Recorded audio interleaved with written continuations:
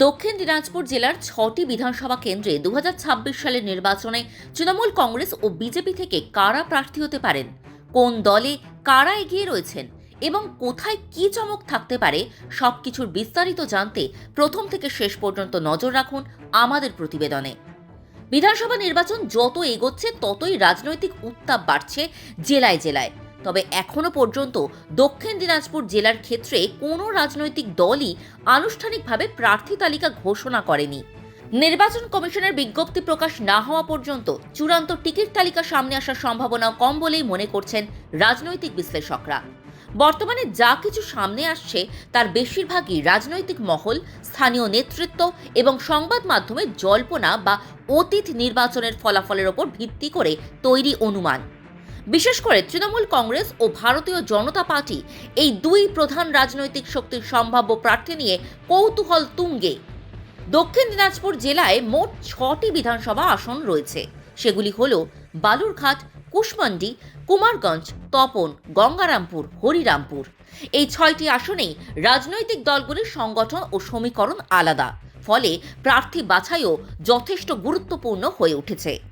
রাজনৈতিক সূত্রের খবর অনুযায়ী তৃণমূল কংগ্রেস এই জেলায় বর্তমান বিধায়ক ও প্রতিষ্ঠিত স্থানীয় নেতৃত্বের ওপরই ভরসা রাখতে পারে। বিশেষ করে যেসব আসনে ২০২১ সালে জয় এসেছে সেখানে প্রার্থী বদলের সম্ভাবনা তুলনামূলকভাবে কম। ২০২৬ সালের বিধানসভা নির্বাচনের দিকে তাকিয়ে তৃণমূল কংগ্রেস পুরনো ও পরীক্ষিত মুখগুলোকেই আবার প্রার্থী করার কৌশল নিতে পারে। সেই হিসেবেই কুশমন্ডি কেন্দ্রে বর্তমান বিধায়ক রেখা রায়কে পুনরায় প্রার্থী করার সম্ভাবনা রয়েছে। এলাকায় সংগঠন ধরে রাখা ও দলীয় কর্মীদের ওপর তার প্রভাব এখনও যথেষ্ট শক্তিশালী। কুমারগঞ্জ কেন্দ্রে তোরাফ হোসেন মণ্ডলের নাম ফের আলোচনায়। সংখ্যালঘু ভোট ব্যাংক ও স্থানীয় স্তরে সক্রিয়তার কারণে তিনি দলের কাছে এখনও গুরুত্বপূর্ণ মুখ। হরিরামপুর কেন্দ্রে বিপ্লব মিত্রকে আবার সুযোগ দিতে পারে টিএমসি। প্রশাসনিক অভিজ্ঞতা ও পরিচিত রাজনৈতিক মুখ হওয়ায় দল তাঁর ওপর ভরসা রাখতে পারে। বালুরঘাট, গঙ্গারামপুর এবং তপন, এই ৩টি আসনে এখনো পর্যন্ত কোনো নির্দিষ্ট নাম চূড়ান্ত হয়নি। তবে তৃণমূল কংগ্রেস সাধারণত জেলা কমিটির গুরুত্বপূর্ণ নেতা, পুরনো বিধায়ক বা প্রাক্তন প্রার্থী অথবা স্থানীয়ভাবে প্রভাবশালী সংগঠক, এই ৩ ধরনের নেতৃত্বের মধ্যে থেকেই প্রার্থী বাছাই করে থাকে। ফলে এখানেও বড় চমকের বদলে পরিচিত মুখ উঠে আসার সম্ভাবনাই বেশি বলে মনে করছেন রাজনৈতিক বিশ্লেষকরা। বিজেপির ক্ষেত্রেও এখনো পর্যন্ত আনুষ্ঠানিকভাবে কোনো প্রার্থী তালিকা ঘোষণা হয়নি।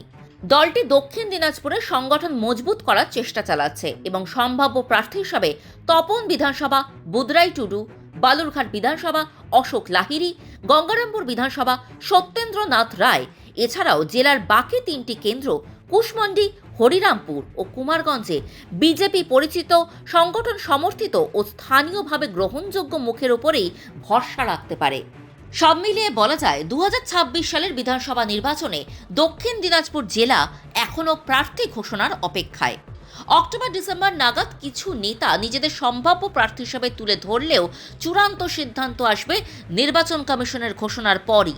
ততদিন পর্যন্ত দক্ষিণ দিনাজপুরের রাজনৈতিক লড়াই চলবে জল্পনা, সমীকরণ আর কৌশলের।